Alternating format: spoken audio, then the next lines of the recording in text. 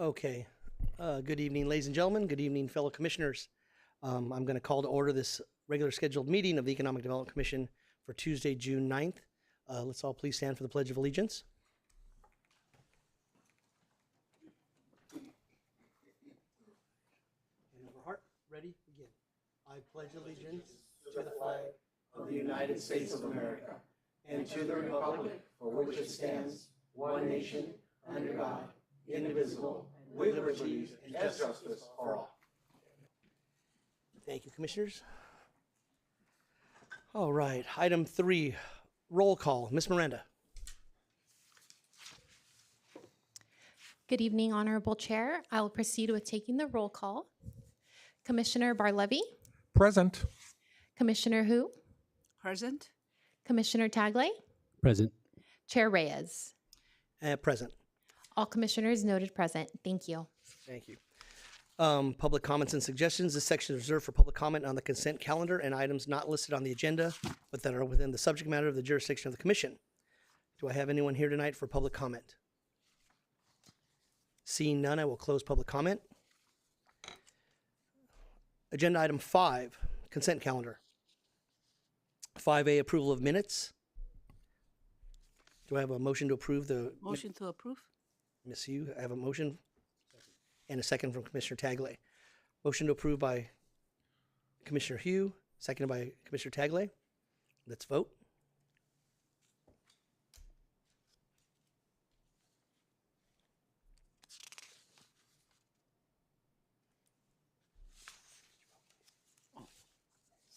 Sure, no worries. All right. And the motion is approved. Moving right along.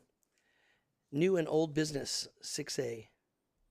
Review and consideration of an informational report by Cerritos Auto Square Dealers Association. Ms. Miranda?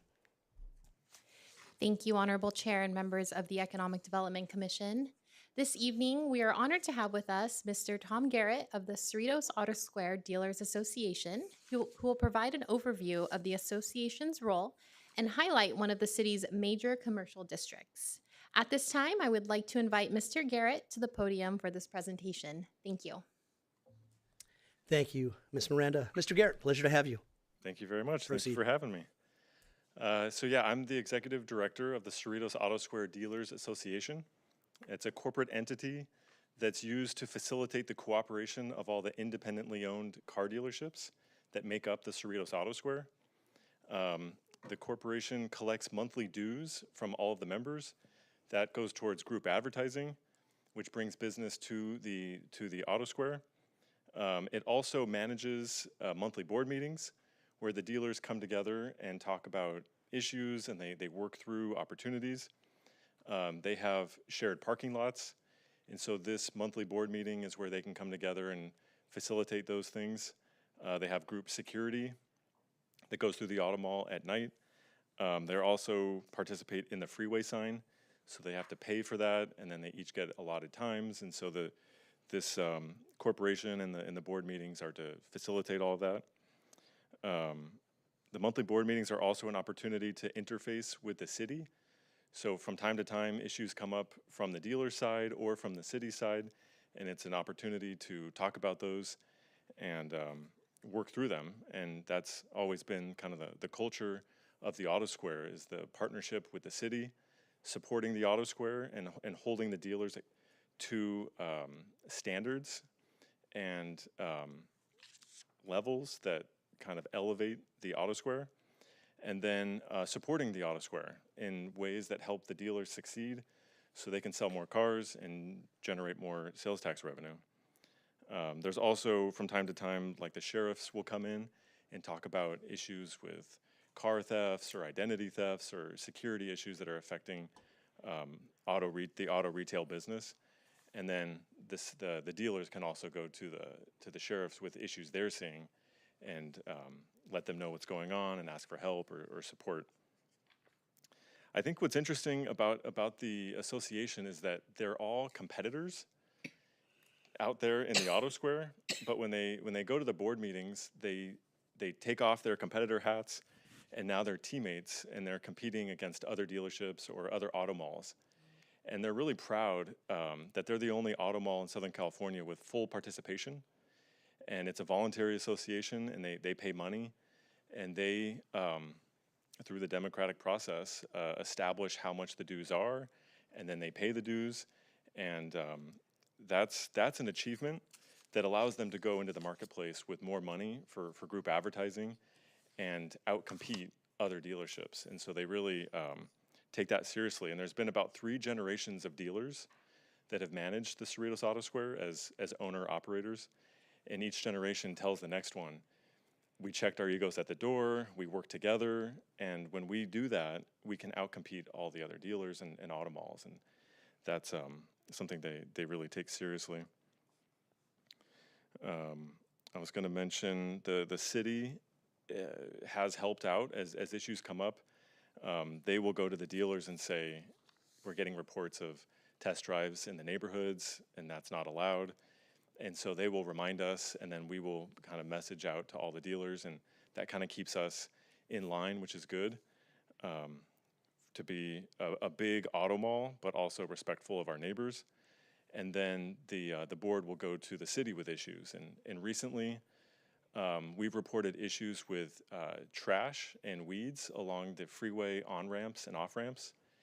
And it turned out that Caltrans wasn't maintaining their stuff the way they should.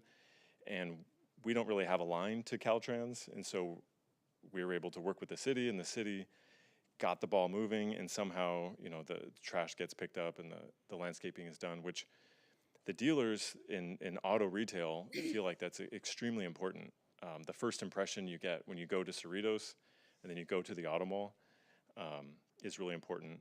And there's also been some issues with like panhandling at the off ramps, and so we've been reporting that, and the city has done a good job of reporting that to the sheriffs and letting them comply with like all the laws and all the rights and all that stuff, but also ensuring that shoppers that arrive to Cerritos have that feel safe and feel like it's clean and a good place to do business.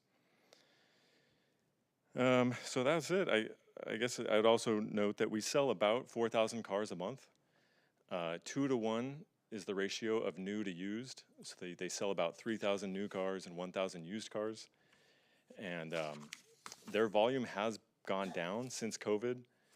I think that's mostly driven by the manufacturers who had the chip shortage coming out of COVID, and they made more money selling less cars and not paying so much for advertising and so much for discounts, and they kind of kept that going. And so the OEMs are making less cars and pushing less cars on the dealers, and that was something that I think drove the auto mall, that they had the biggest inventories and the most pressure to sell cars and move cars, and that now they're not getting that pressure from the factory. And so volume sales are down across the industry, but I think for the biggest volume dealers that were in the auto mall, they're feeling it a little bit more than other ones. So that was kind of the main points I wanted to touch upon, but I'd be happy to answer any questions. Mr. Garrett, thank you so much. Fantastic presentation. Want to welcome Mr. Barlevy, who's our new commissioner here. It's his first night here. Appointed by Councilman Yokoyama. I don't think I have to tell anyone that Mr. Barlevy is a pillar in the community. I think he served on every single commission, and this is his last one. It's my first and my last as well. So, Mr. Barlevy, take it away. Thank you, Chair Reyes. Yeah, I do have a few questions. As Chair Reyes noted, I am new to the commission, so I do have questions. A question for staff procedurally. How often do we get a report from the Dealers Association? Is this a one-time thing? Do we get it semi-annually, quarterly, annually? Thank you for the question, Commissioner Barlevy. This, for the Economic Development Commission, is our first time having the Cerritos Auto Square Dealers Association come present as our community speaker. We do throughout our meetings, try to have at least one community speaker per month. And this evening is the Cerritos Auto Square Dealers Association. So there is no exact frequency where they return, but we always, welcome the Cerritos Auto Square as a continued partner with the city. And we're pleased to have them this evening. And any questions that you may have related to their presentation, you're welcome to answer this evening. Okay, so I guess the answer is as needed. It's not it's not on a periodic basis. That is correct. Yes. Okay, thank you. And my next few questions are for the association, if you don't mind. So I think you said that there's 100% participation. That's very interesting, or I should say, very admirable. Do you know? I assume you haven't worked with the association throughout its existence. Do you know, have there been periods in which it was not 100% participation? Yeah, there from time to time, there are some dealers that will feel like I don't want to pay my monthly dues. I've seen once or twice the board will talk to them and decide to lower the dues and make it more manageable, or adjust how the dues are collected. They're roughly based on volume sales, for each dealership sales relative to the total. But there have been times where they'll bring in, like Art Galucci would come in and kind of remind the guys, the cooperation is what made this great in the beginning, and the cooperation and full participation is what's so important. And just by talking and kind of reminding people, was able to get a few guys back on board. So yeah, it doesn't come naturally, but there's enough history there and inertia that it's been able to sustain itself. Yeah, I would think that this association is a very interesting economic study. If I were an economics professor, I'd probably want to study it, because the members are all competing with each other, yet they have to, as you said, check their egos at the door when they come to board meetings. So that's why I find it a very, very interesting arrangement. It's amazing that it has stuck for 50 years or something. It's just amazing. So I did want to ask regarding the dues. Are they set by? I assume it's not equal amount. It's probably prorated based on sale volume. Yeah. It's roughly they set a dollar amount per car, and then your dealership's percentage of sales to the total is the percentage of. Well, yeah, they usually actually have like a monthly fixed amount, and then your sales as a percentage of the total is your the money that you pay. You pay a percentage of the total collections that they're shooting for. Percentage of money earned, or not earned, of sales made, or percentage of cars sold? Cars sold. Cars sold. Okay, so if you sell 10% of the cars that month in the Auto Square, you'd pay 10% of their monthly total collections. Oh wow! Okay. So I guess that hurt. So the collections don't go up and down based on sales. It kind of evens it out. Okay. And my final question is, how many employees are employed by the association? Are you the only employee, or do you have staff? Yeah, we're like a vendor, so we're not technically an employee, but Garrett Associates is retained to do the accounting and the management of the meetings for the association. Oh. So technically, there's no employees, but there's like 3 people in our company that work on the business. Okay, so Auto Square. So the Auto Square is your customer. Yes. Auto Square Association. Yeah. Okay, got it. Right. Thank you very much, Mr. Garrett. Appreciate it. Thank you, Commissioner Barr-Levy. Commissioner Hugh. Yes, I have many questions for you. Great. Okay. Great. So the last quarter in 2025, your sales was 3% less than 2024. What is the reason? Yeah, we've noticed that as well. I think the main reason is that the manufacturers are producing less vehicles, and this is across the whole industry. And it's because of what happened in COVID, where they had a chip shortage and they made less cars, and they ended up making more money by selling less cars. And so the OEMs are maintaining that, and not in a hurry to make a lot of cars and then have to put incentives on to reduce the cost of the cars to move them. And so we're seeing that as an industry-wide trend. Well, okay, since I was on the council in 1990s, we always, proud of the auto mall, the world's largest, auto mall in the Yeah. world. So, and also the city depend on your, sales tax income Yes. very much. So anyway, do you think if our sales tax increase to 10.5%, will that hurt your business? Auto I- sales Yeah, I business? think there's a lot of evidence that it does affect shoppers' perceptions and does affect their actions. So do you, when you talk to those dealers, do they support to increase the sales tax in the city of Cerritos, or they don't like it? I don't know if I can speak on You don't behalf know. of them on that issue, but I would say they're business people and they understand budgets have to be balanced. Okay. And so if the city needs money to balance the budget, something has to be cut or taxes have to go up. And so they're very realistic and understand that. And so if the proper thing to do is to raise taxes, I think they could appreciate that and support that. But sometimes the appropriate thing is to cut expenses in order to. It's unfortunate to cut, but if that helps it helps people shop at the Cerritos Auto Square and increase volumes, which increases sales tax revenue, that would be a net positive. So I think they're open to both sides. I always support the business, everywhere. So now another question is, do you think if the city support our Chamber of Commerce, because right now we don't have Chamber of Commerce in Cerritos, so you think that will be good or better to your business? I'd have to think about that. That's a good question. It's interesting that the chamber isn't around because there wasn't enough local businesses to support it. Yeah, my own opinion is I really think the city should have our own Chamber of Commerce. We have the largest auto mall, and we have a mall, and we have town center, we have a hotel, we have a performing arts center, and it doesn't look good. And the city of Yeah. Cerritos didn't support the Chamber of Commerce. Yeah. So that's why I asked you. I think we should do everything we can to help the business people in the city of Cerritos. Yeah. That's what I'm concerned. Right. Okay, so anyway, thank you very much. That's all my questions. Great. Thank you.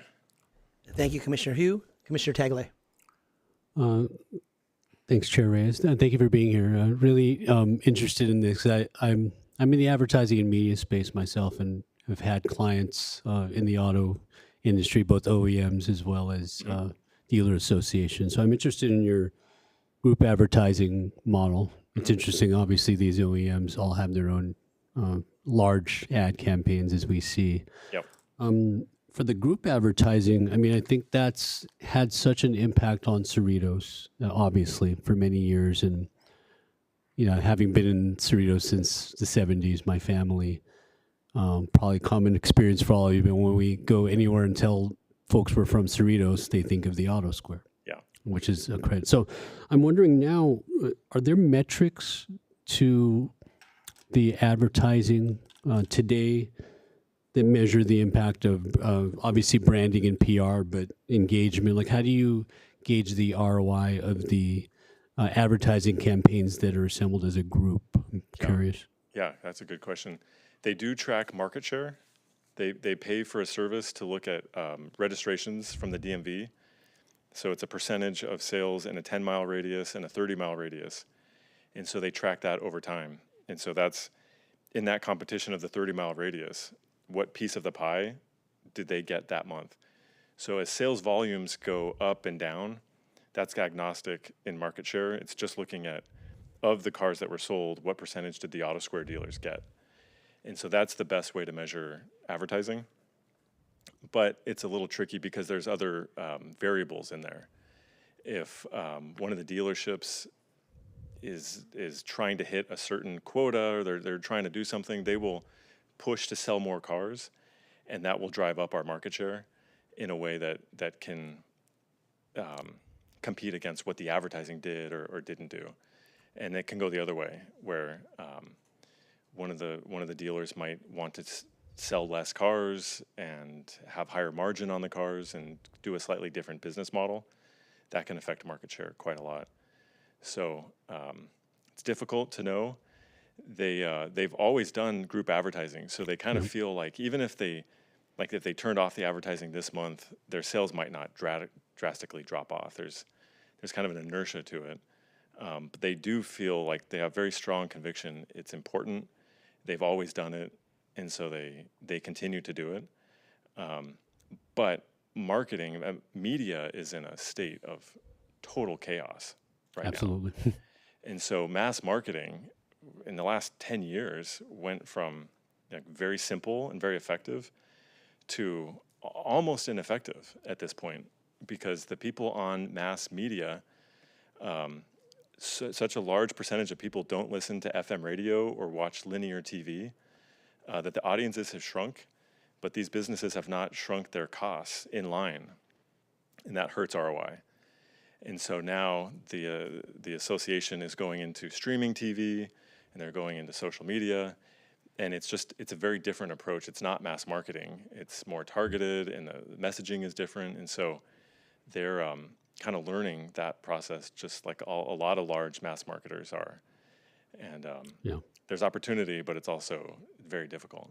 Yeah, it's a much different experience buying a car now. I mean, with consumers today, they could literally do all the research and all of the inspection evaluation without ever setting foot at the dealership until they're picking up the car. Correct. So, so sort of related to this, but with Cerritos Auto Square competing with all of the other auto malls in the area, and there are numerous. I'm proud that Cerritos was one of the first ones, if not the first.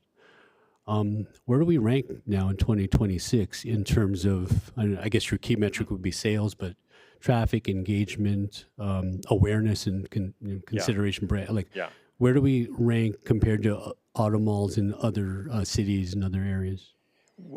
Number one in sales, but the lead has shrunk, and we're watching Riverside Auto Center, and they do very little advertising, but their sales are growing. And our opinion is that it's due to demographics, that more people are moving from LA County to the Inland Empire. And we notice that some of the elementary schools are shutting down in Cerritos, and it does seem like it's possible families and people in general are moving east for more affordable housing, and that will affect volume sales here. Last question on that, but I would think that there are a lot of out of town or sort of folks that maybe travel quite a distance just to come to Cerritos Auto Square. Is that a growing portion, I guess, of your sales? I would say it's a shrinking part of the sales. I think 10 years and 20 years ago, before the internet, the Auto Square was an essential part of the shopping experience, where you could go and see all the cars in one place and do your shopping and see what you liked, and then make a purchase. And there was less traffic. So together that was the high mark for the Auto Square. Now with traffic going up, it's harder for people to travel. Even on weekends, there's a lot of traffic. And people are doing more and more research online. And so these are trends that are not exactly favorable to the Auto Square, that they're thinking about and researching and trying to find ways to address. It's still number one. It's still the biggest. It's still a very special auto center. But these are real trends that they're thinking about and working through. Absolutely. Thank you very much. Really appreciate the information. Great. Okay, Mr. Garrett, let's end this on a positive note. First of all, my football, Tagley and I played football a long time ago together. So, but first of all, I just want to say fantastic job working with our city government. I've been a big advocate my entire economic life for a public-private partnership. Yeah. I really think that's incessantly valuable. Yeah. The fact that obviously you don't have direct connections to Caltrans. We do. Right. We have staff that can actually get a hold of, hey, you got to clean this up, man. You're ruining stuff for us. Yes. I think, again, to piggyback off Commissioner Barlevy, which is what I was going to say first, was that I think it's awesome. Full participation is is fantastic. We need to have that. Yeah, we all want to make money. We're our own dealerships, but we're a total dealer. It's like, when I used to Right. coach, Right. I would tell the team all the time, hey, we got 5 different personalities, but when we walk out of this locker room, we're one fist. Yeah, And that's the way it works. exactly. So if there's ever, as chairman of this commission, if you ever need me to come down there and talk to some of your dealers and say, hey, we got to get back on board with these fees. Yeah. This is an important thing that we're going to do that we want to get that done. Other than that, I think that's anything we can do to further develop the Auto Square. And I get it. There are definitely challenges with online shopping. But this public-private partnership has worked for the last, whatever it's been, 40 years, 50 years. And we want it to continue. So anything I can do personally, this commission can do, that we can pass on to city council. Again, Ms. Miranda can give you my business card. Anything you can, we can talk, and Great. you let me know, and we will try to put. That's why we have an economic development commission, to make sure that we are maximizing return on investment and making sure we're all on the same page and doing whatever we can to keep business moving in this wonderful city we call home. So Very well said. thank you, Mr. Garrett. I appreciate you coming here tonight. Thank you so much. Thank you. Chair Reyes, I'd like to ask a few follow-up questions. I'm sorry. Ordinarily, we don't do that, but since it's your first day, I'll let you do it today. So Okay, thank you. I appreciate it. So the first is not really follow-up. I should have asked before, but I didn't think about it. It's regarding Tesla. My understanding is that Tesla is completely changing the paradigm, and instead of independent dealers, they want to control the retail aspect of it. So is this a concern to your members? The members of the association, that the whole paradigm of how they do business might change? Yeah, it's an interesting situation. You know that in auto retail, outside of Tesla, there's the manufacturer, and then they offer a franchise to independent business owners, and then they get exclusive rights to sell within a certain defined geography. And that system dominated for the first 100 years of auto retailing, because the OEMs the manufacturers were short on cash. And so they sell their cars at invoice to the dealers, and then the dealers try to sell the cars at MSRP to the public. But the manufacturer gets all the cash up front, and then the dealers have this inventory, and they have the risk and the carrying costs, and then they facilitate the transactions with the inventory and the transactions to the public. And throughout history, OEMs tried to go without a franchise model, but the real estate and the inventory and the cash flow issues was just impossible to get over. And Tesla was really the first one ever to do it. And all the other OEMs are jealous. They wish they could do that, but it's so difficult and so expensive. It seems unlikely that other manufacturers will be able to do that. But it does create a more streamlined buying process for the public. And they definitely, I think, appreciate that it can be done at a mall, it can be done faster, it's a little more streamlined because there isn't different businesses in line. So that's just something everybody's watching right now and seeing. There is more online shopping going on.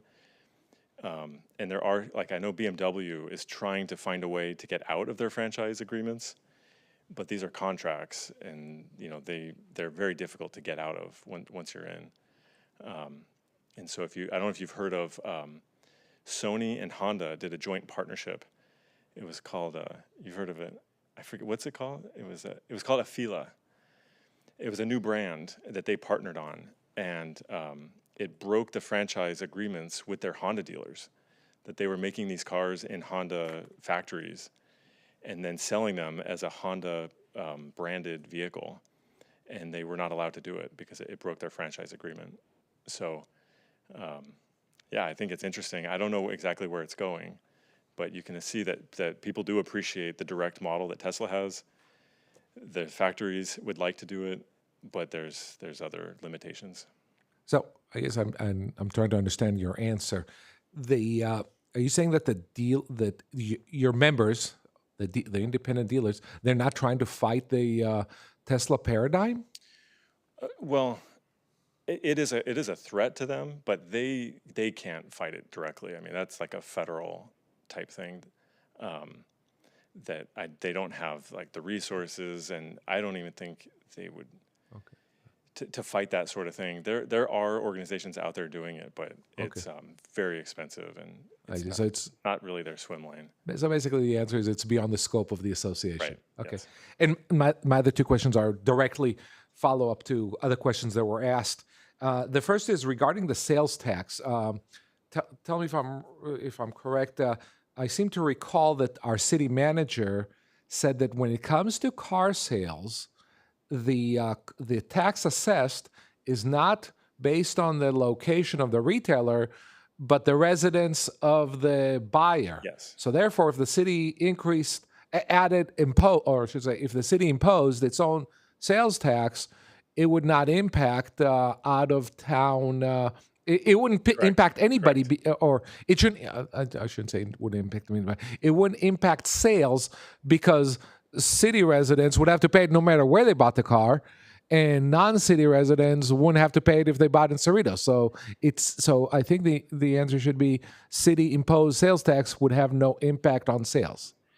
That's all totally accurate, but there's a perception that you pay the sales tax of the city where you buy the car. And for car shoppers that don't know the ins and outs of auto retailing and the sales tax, there's a perception that they will pay a higher sales tax rate, and that does affect some shopping actions. I see. So basically, it's a concern that there may be a perception issue. That's what Right. your answer is. Okay, and then my final follow-up is there was a question about a 3% sales drop. You didn't say that there was a 3% sales drop. We have another agenda item which says that the report says that there was overall the city's 3% sales drop. So I just wanted you to confirm, did they? So that 3% is applied to all businesses. So I just wanted to make sure that the 3% is what the sales drop happened at the mall. I think it was a little more. I think it was closer to 5. Oh, wow. Okay. So I guess, but because the Auto Square is such a big impact, so I guess other businesses didn't lose as much, so it brought up to 3. So, Yeah. okay. So it was, so I guess the question that was asked, it's a 3%. You didn't correct it to 5%. Right. Okay. So it was 5% drop. Okay. Thank you. Yeah. That's all my questions. Thank you. Thank you, Mr. Garrett. Thank you for coming here tonight. Appreciate you. And I will be in touch with you as soon as I can be. Great. Thank you so much. Thank you so for your much. time. Thank you. All right, moving on. Item 6B. Come on. Item 6B, review and consideration of an informational report regarding the fourth quarter 2025 sales tax update for the city of Cerritos. Ms. Miranda. Thank you, Honorable Chair. This evening's presentation provides a summary of the city's fourth quarter 2025 sales tax update prepared by HDL Companies, the city's third-party sales tax consultant. The information reflects Cerritos' recent sales tax performance, sector trends, and how the results support the City of Cerritos strategic plan goal number 4, strengthen economic development. At this time, I would like to direct your attention to the screen for the presentation. Each quarter, HDL Companies conducts a detailed review of Cerritos' sales tax activity and meets with authorized city staff to discuss the recent performance results. These quarterly reviews help track overall sales trends, verify reporting accuracy, and identify changes across major business sectors. For the fourth quarter of 2025, October through December, Cerritos' sales tax receipts were 3.0% below the same quarter of the previous year. After adjusting for reporting aberrations, actual sales were down 2.2%. During the same period, Los Angeles County taxable sales increased 0.4%, while the Southern California region experienced modest growth of 1.0%. Overall, the fourth quarter reflects continued activity across Cerritos' diverse commercial base, while also demonstrating the effects of broader market pressures on several major business sectors. This chart, prepared by HDL Companies, illustrates sales tax performance by major business group for the fourth quarter of 2025. Autos and transportation, general consumer goods, and business and industry continue to represent the city's primary revenue-generating sectors, forming the foundation of Cerritos' sales tax base. Autos and transportation, general consumer goods, and business and industry continue to anchor Cerritos' sales tax base, and during the quarter, new vehicle sales slowed following stronger third quarter activity, contributing to lower receipts from new motor vehicle dealers. General consumer goods reflected mixed holiday season activity, with some categories showing modest improvement and others declining as consumers remained more conservative with discretionary spending. Other sectors reflected stable or modestly improved activity, including the restaurants and hotels category, food and drugs, and business and industry. The building and construction sector continued to face challenges related to material and shipping costs, as well as interest rates. This chart highlights the city's top 25 sales tax producers for the fourth quarter of 2025, as reported by HDL companies. The businesses are listed alphabetically and represent a balanced mix of automotive, retail, technology, and service-based companies. Together, these top 25 businesses illustrate the diversity and strength of Cerritos' commercial base, which continues to sustain the city's strong revenue performance. The quarterly results directly support the City of Cerritos strategic plan goal number 4, strengthen economic development. Sales tax activity helps sustain services and programs, while HDL's quarterly data gives staff early insight into economic shifts. In conclusion, the fourth quarter 2025 sales tax update reflects continued economic activity in Cerritos amid broader regional and statewide market pressures. While overall local sales activity declined compared to the same quarter of the previous year, several sectors remained stable or showed modest improvement, including restaurants and hotels, food and drugs, and business and industry. Staff will continue working with HDL companies each quarter to track results, monitor trends, and guide retention and attraction strategies. These efforts keep Cerritos well-positioned as a regional center for commerce and innovation. At this time, it is recommended that the Commission review and discuss the information provided and receive and file this report. This concludes my presentation. At this time, staff is available to answer any questions that the Commissioners may have. Thank you. Thank you, Ms. Miranda. Seeing no public comment tonight, I'll open and close public comment all in one breath. Questions from the Commissioners? You only get one shot at the apple, Commissioner Barr-Levy, so you're first. Thank you, Chair Reyes. Yeah, I do have a few questions. Regarding that graph with the bar charts, I don't remember what page it was. I should have written it down. My question is, are all the bars accounted for? If I sum up all the bars, will it account for all the sales tax revenue, or are there some that are too small to be listed? Yes, thank you for the question, Commissioner Barr-Levy. So the bars represent the different categories, and these categories capture all of the different sales tax types. So here, all of the sales tax would be added up. To answer your question, yes, it would sum up to the total. There are no others not plotted. No, this would categorize all of the different sectors. Okay, so I just want to know Yes. the technical jargon of the question is it an inclusive graph? And you're saying it is. Yes. Okay, thank you. And then I'd like to have a better understanding of the 3% versus 2.2% that was corrected for aberrations. What does that mean? Is it corrected for mistakes? What does corrected for aberrations mean? Sure, absolutely. Thank you for the question, Commissioner. So reporting aberrations generally refers to one-time or unusual reporting items that could affect a particular quarter, in this case, fourth quarter 2025. So this could include a variety of different things, such as timing differences for the reporting, corrections, as you noted, as well as any adjustments in how the sales activity is reported for the sales tax of that period. So HDL companies, which is the city's third third-party sales tax consultant. They adjust for these various items, and then they provide basically a clearer picture to the city of the actual sales that were reported or seen during the period. So is it that, because this is for fourth quarter of 2025, and so there's 6 months that before, right, because we're in June right now, so I guess 5 months, early June.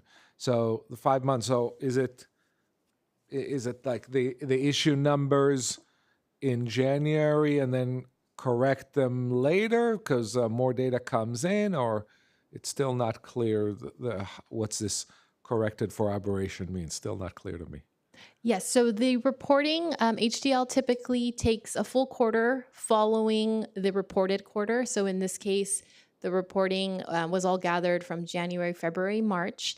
And then at that time, the consultant schedules time to meet with city staff to review the sales tax results. And then it is at that point that we have this public information from the sales tax meeting to be able to relay the non-confidential details from their reporting. So the sales tax reporting is typically always 1 quarter behind, just to allow time for HDL companies to gather the data.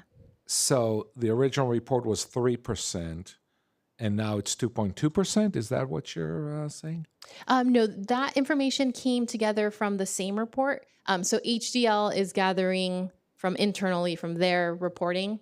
They decided that while they were gathering the data, the difference was between the 3% to the 2.2% based on any differences that they observed during the January, February, March process that they conduct internally as HDL. Then they come to the city and they let us know that this was the difference that they found from what was initially received and then from the aberrations that were calculated. I guess I'm confused because the data is for October, November, December. Yes. So any economic activity January, February, March should not be part of that data. So January, February, March, just to clarify, is when HDL conducts their analysis of the Exactly. previous quarter. So that is when they calculate and find any discrepancies or any adjustments that are processed during that time for the fourth quarter 2025. And then they provide that information to the city once they complete their full analysis. And in that same report, they let us know that, the 3% then with aberrations was down to 2.2%. okay, so I guess it'd be a question for HDL then, right? HDL is the name of the vendor, right? HDL companies, yes, they are our third-party sales tax Yes, I guess- consultant. So I guess they'd be the one who would know the details. We don't know the details of what goes into those correction for aberrations, but they're not here to answer that question. Correct. HDL would have the specifics. A lot of times the sales tax related details are confidential. So what the city receives is more of a high level summary. Right. The exhibit attached to the report this evening is the non-confidential newsletter that is distributed and available for public consumption. And there it just provides, it was 3% and then down to 2.2. But as far as Right, the but- details, you are correct. HDL would have that information. Yeah, I would think that since the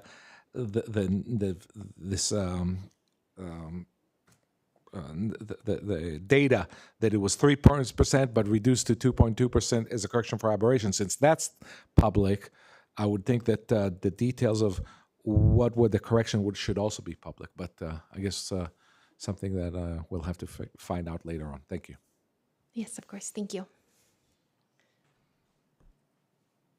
Commissioner Hugh, No question, thank you. no questions.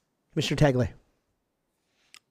Sure, yeah. Thank you, Ms. Miranda. I always appreciate the quarterly updates on sales tax and always very interesting. I'm referencing more the back of the chart on the back, which is the top non-confidential business types, because the bar chart largely shows that every category is flat with the exception of autos, which you've explained, so thank you.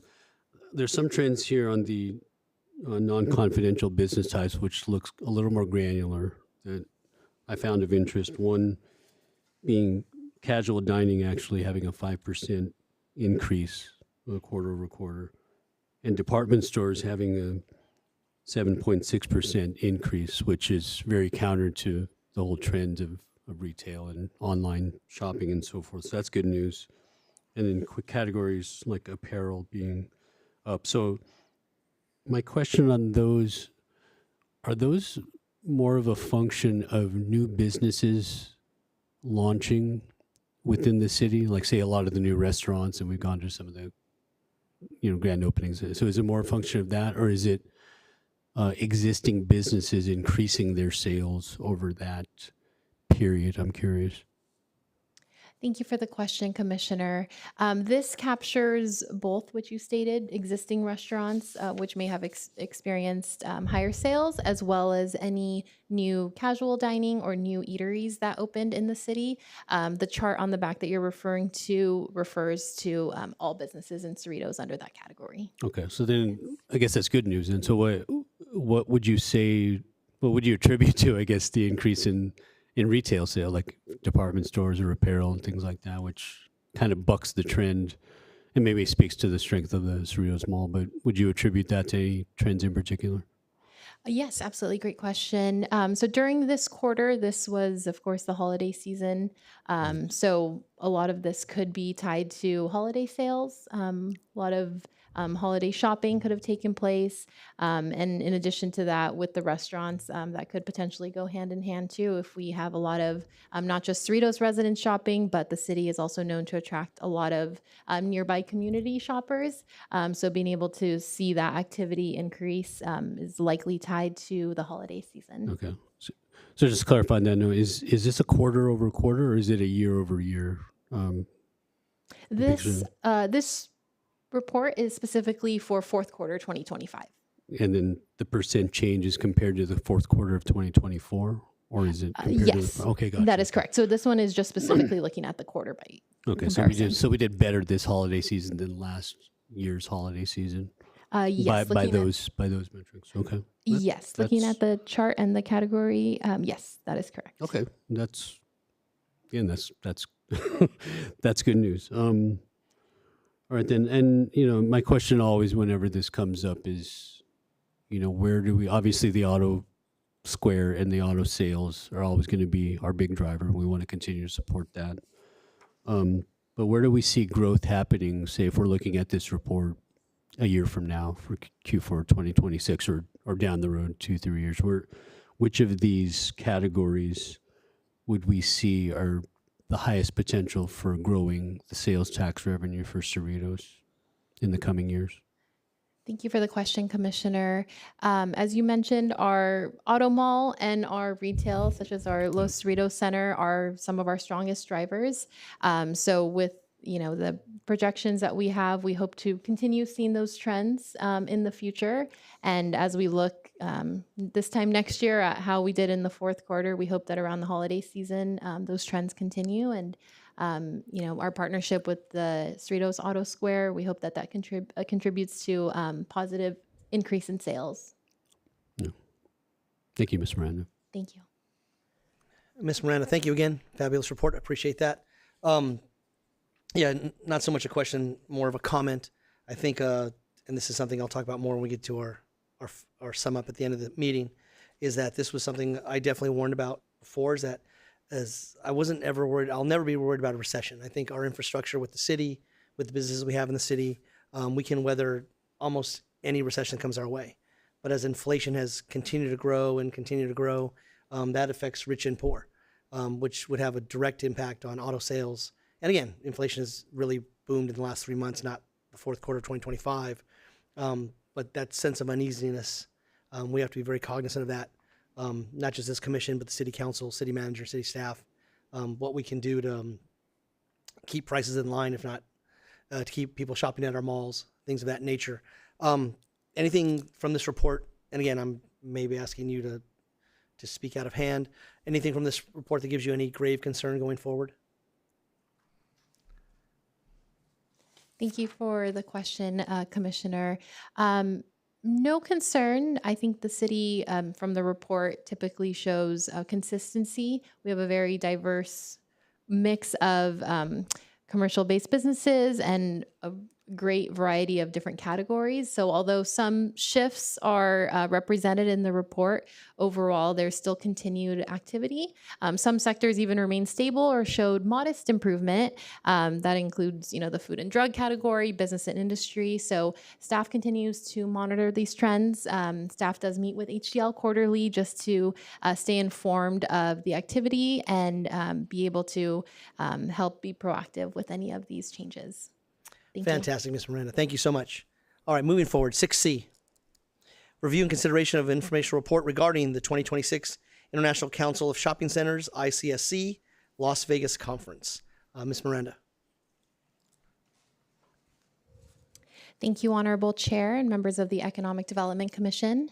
This evening's presentation provides an overview of the city's participation in the 2026 International Council of Shopping Centers, known as ICSC, Las Vegas Conference. At this time, I would like to direct your attention to the screen for the presentation. On May 18th through May 20th, 2026, city staff attended the 2026 ICSC Las Vegas Conference. The ICSC conference, known as the largest commercial retail estate event of the year, brought together more than 25,000 attendees and over 600 exhibitors.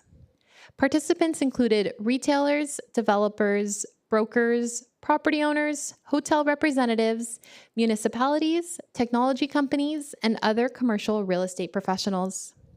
The conference provided an opportunity to discuss industry trends, retail opportunities, property development, and business attraction strategies.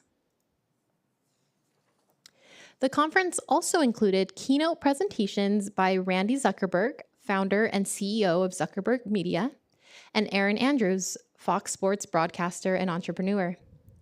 Ms. Zuckerberg discussed entrepreneurship, perseverance, artificial intelligence, and the continued importance of in-person experiences.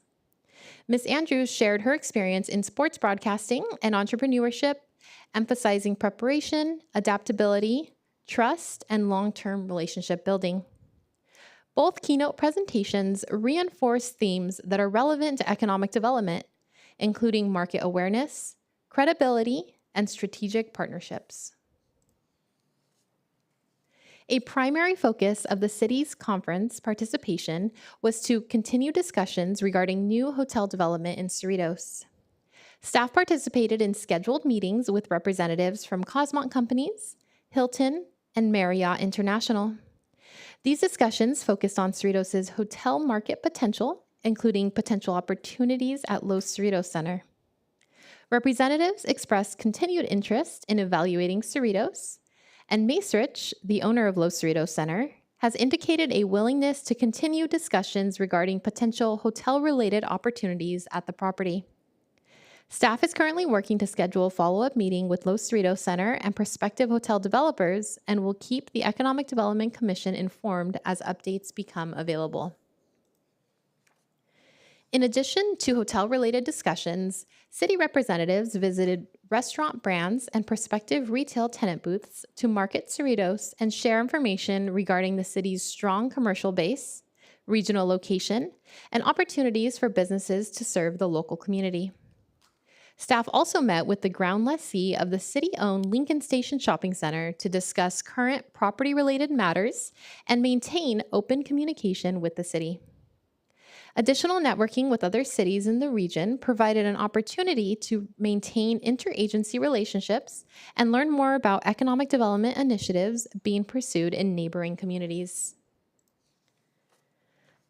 Participation in the ICSC Las Vegas Conference supports goal number 4 of the City of Cerritos Strategic Plan, Strengthen Economic Development.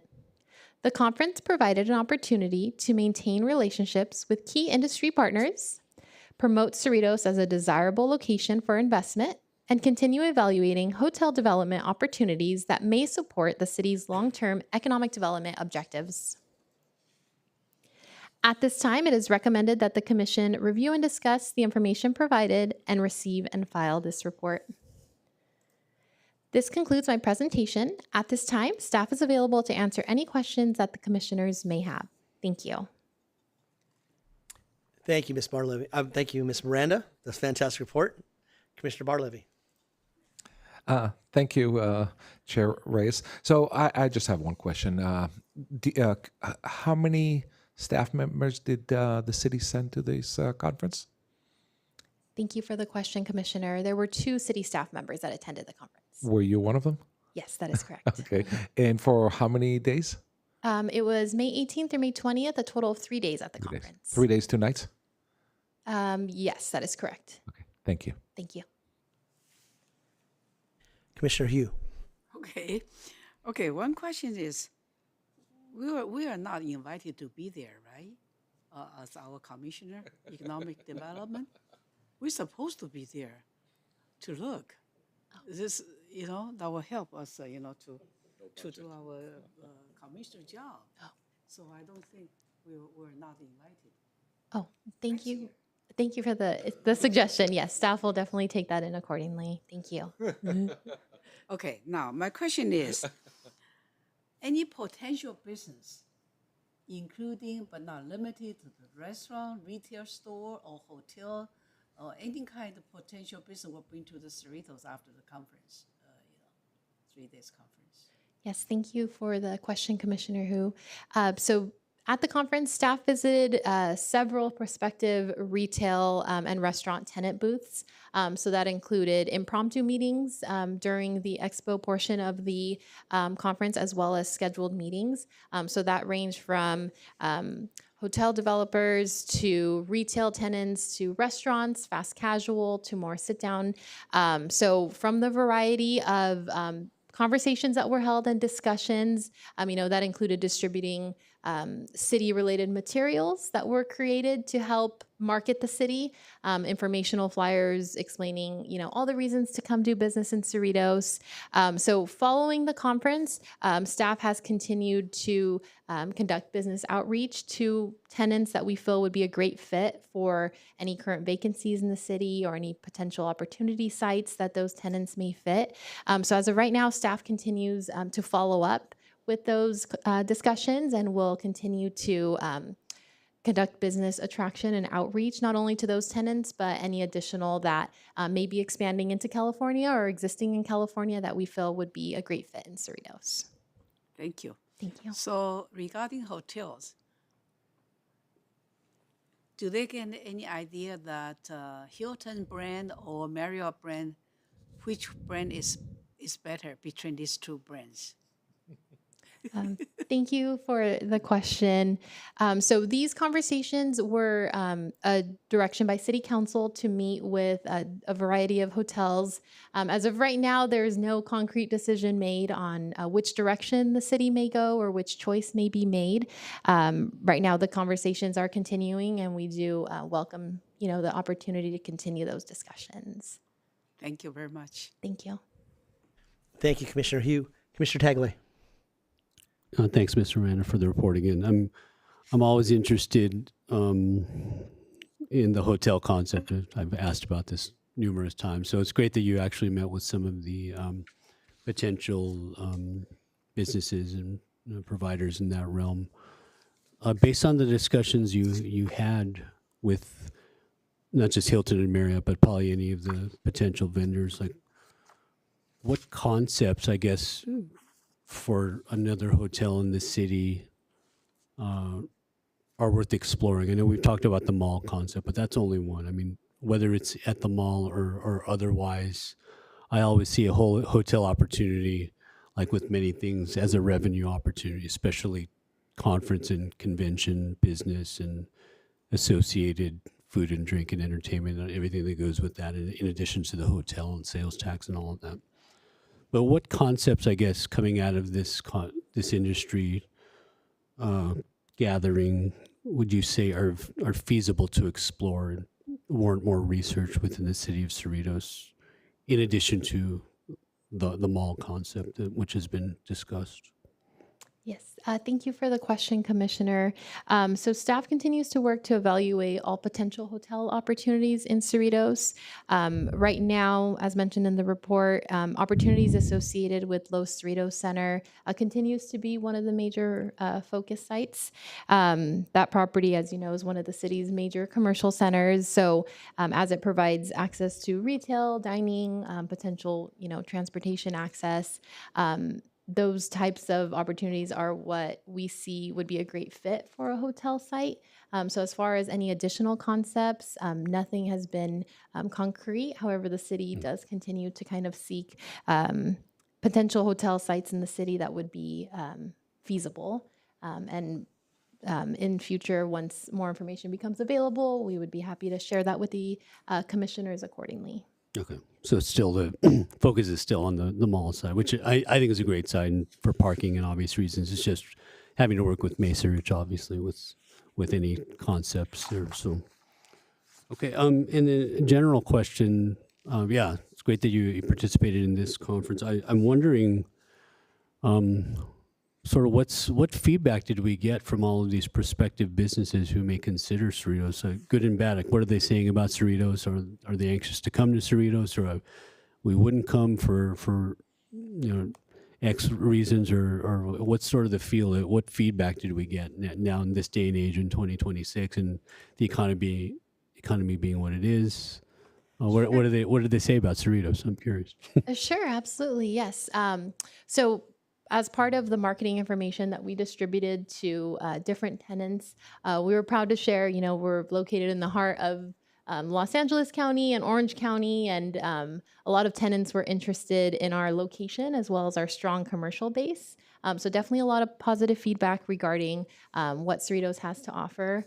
However, generally speaking, from just a market perspective, there were a lot of tenants that may not be as familiar to the Southern California region that, we stopped by their booth or their table just to market Cerritos. And our city, as well as a lot of nearby cities, kind of had similar experiences where a lot of businesses that are in other states mentioned that California may not be on their future roadmap on where they're looking to expand just because of the costs here, all of the complex processes that come with businesses in California as a whole. And there's a mix of it is perception that some of the tenants mentioned, but it was interesting to hear that California sometimes is perceived as very costly and difficult to, expand their market into. So it was very beneficial to have those conversations as well, and just kind of make note of what businesses in other states experience and kind of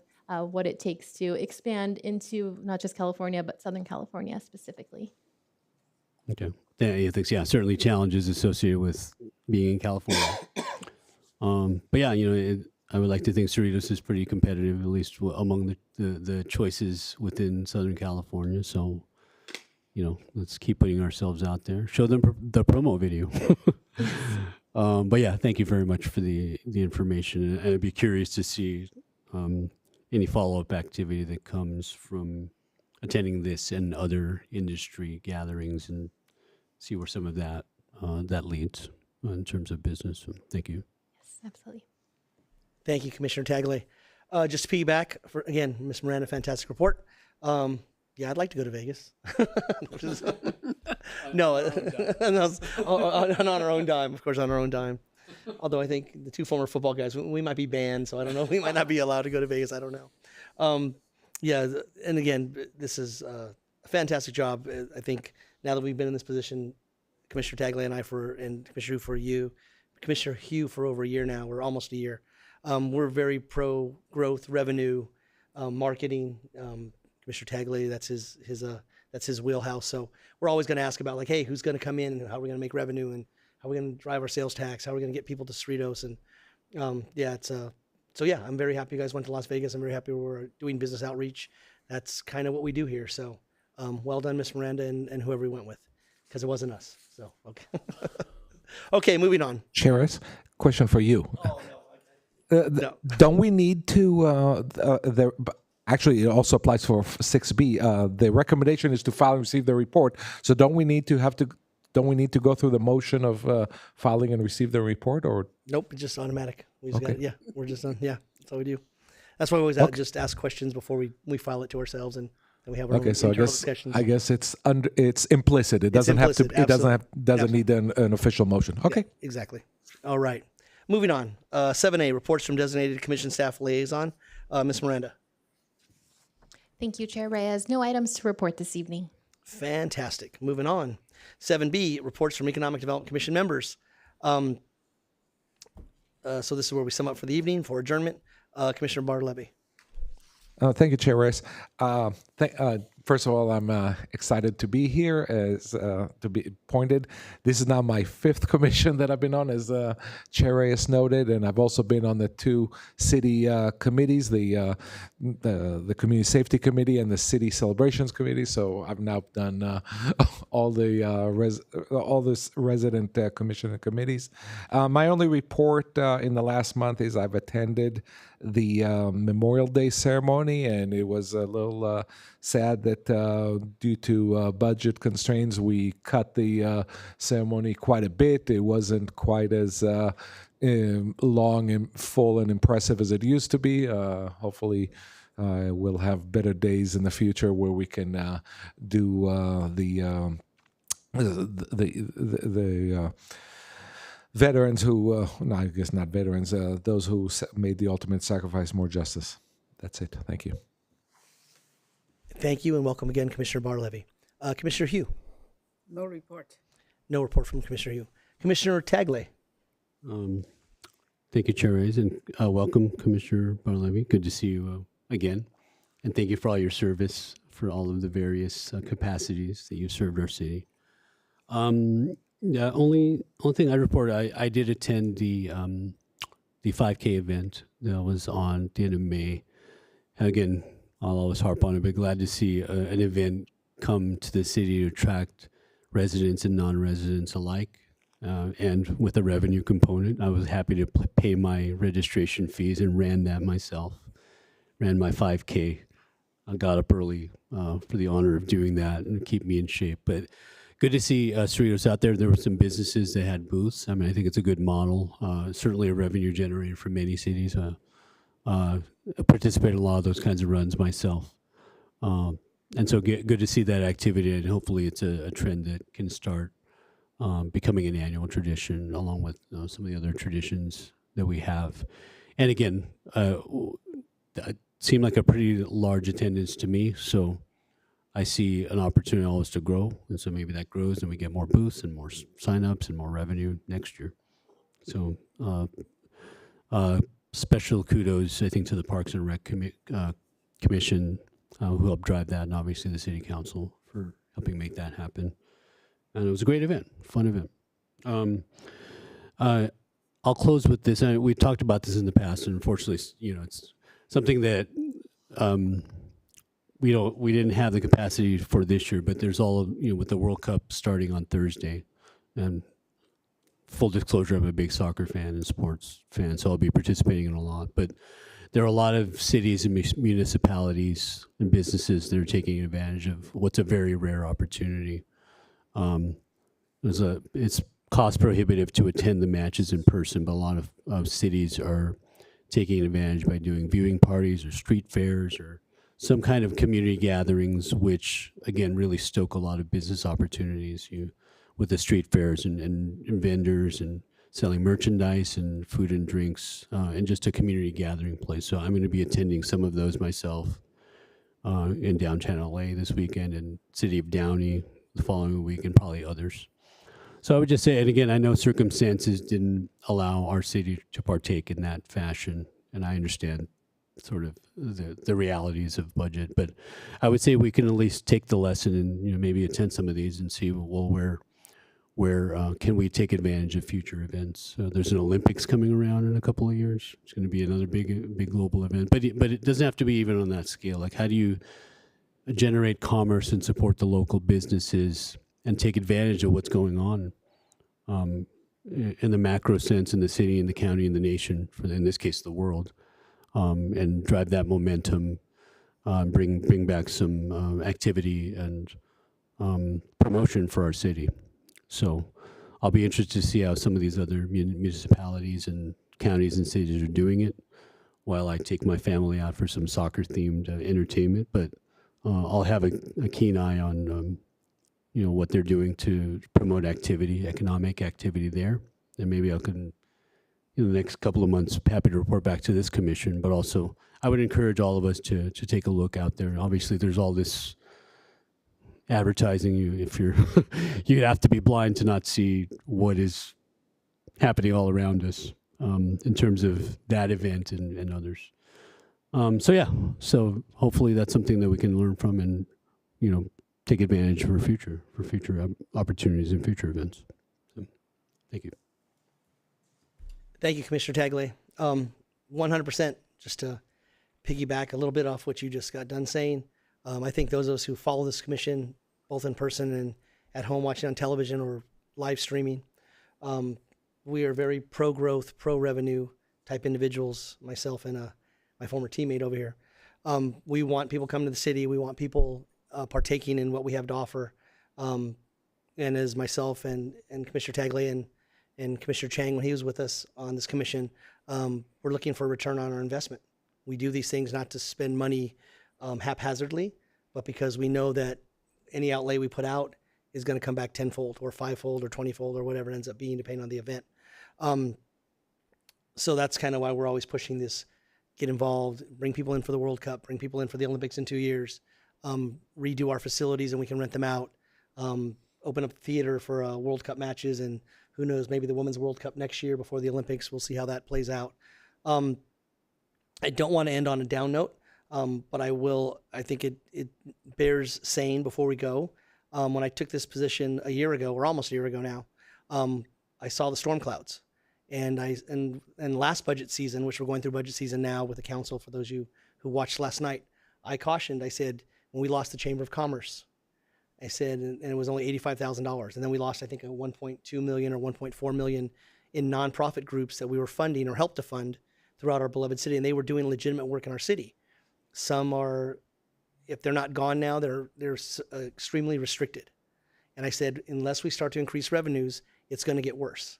It's not going to get better. You cannot cut your way to prosperity. You never have been able to. You never will be able to. You're just prolonging the inevitable. And last night, and again, I'm not putting it on anybody. This is a economic problem, which is why Mr. Tagle and I stay up nights trying to figure this thing out. But I believe we lost the concerts in the park for this upcoming year. And I believe they took Spring Fling off the agenda as well. Okay, these are more things we're losing that help build community. And I don't think it's helpful for people on social media, which is why I'm not on social media, and I will never be on social media other than to read stuff that people send me. That like, oh, the city has money. Oh, blah, blah, blah. Yeah, no, that's not an answer. That's just wanting what you want. That's what my 10-year-olds do when I'm teaching elementary school. Come on, extra recess. Like, no. We have to make big decisions here on how we're going to raise revenues. We have to make big decisions on how we're going to compete. And I know that doesn't play well in the political arena, but OC Vibe is going to open up, if it hasn't already opened up, next door. World Cup is off and running in Downey, Pico Rivera, downtown Los Angeles. Long Beach is building a brand new Long Beach amphitheater next to the Queen Mary. Snoop Dogg was there this past Saturday night. Snoop Dogg and Friends or whatever it was. They're billing it as Hollywood Bowl by the beach. So there's other cities out there investing in their city. And again, I'm not going to go back and forth versus sales tax versus TUT tax versus occupancy tax at the Sheraton. But understand that other citizens are making moves, other cities are making moves. And if we don't make moves, then some of those people that are coming to our restaurants or our theater or whatever will go to other cities. And then, yeah, you cut some expenditures, but you've also cut our revenues, which is not what we want to do. We want to grow revenues. We want to be pro-growth. We want to shop and dine in Cerritos. We want to buy our cars in Cerritos whenever possible. Yes, we have to keep taxes low on high value items like cars because we don't want to add another hundreds of dollars or thousands of dollars to a car and then they'll just go down to Irvine and buy it. However, we have to be realistic in what we do. And anything we can do to market this city, as Commissioner Tagle and I have talked about ad nauseum, to grow revenues and be a pro-growth city. Some of these Hilton or Marriott, whichever one we pick, or whichever ones we pick going forward, yeah, we need them in here. We need them in here. We need to rent out the conference rooms. We need to rent out the Sierra rooms. We need to rent them out and have people come into Cerritos. That may not be politically feasible, but I don't like having to cut things. I don't say that as the chair of this commission. I say that as a resident. I don't like having to say, oh, it's gone. Nope, it's gone. Oh, the chamber's gone. Oh, the spring fling's gone. But I, in good conscience, can't say, well, no, keep paying for it even though we don't have money. No, it's time to realize that, hey, this is not going to get better until we make it better. I know I will beat my head against the wall, as I always do, and I will continue to talk to city staff. I know Miss Miranda, and I'm sorry I forgot the planning director's name. We had a meeting a couple weeks ago about certain things and how to draw businesses in here. Yeah, it's an ongoing project. And as I just told Mr. Garrett from the Cerritos Auto Square, we all have our own opinions, and we all have, what we think Cerritos should pay for and what they shouldn't pay for. But when we get out of these meetings, we can be five fingers, but we have to walk out, we have to be one fist.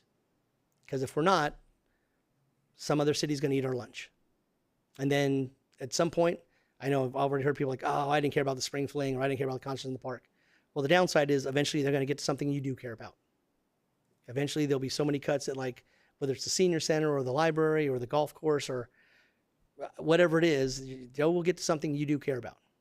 And then you'll be like, what happened? Well, we told you it was going to happen. You just didn't want to listen to us. So thank you, Ms. Miranda. Thank you to city staff. Thank you to the council. Thank you to the city manager. Thank you to my commissioners. I really appreciate you guys being here. I know we work tirelessly to make this city business friendly and attractive, and we'll continue to do that. So having said that, thank you for your time and patience. Good night and good luck. Meeting adjourned.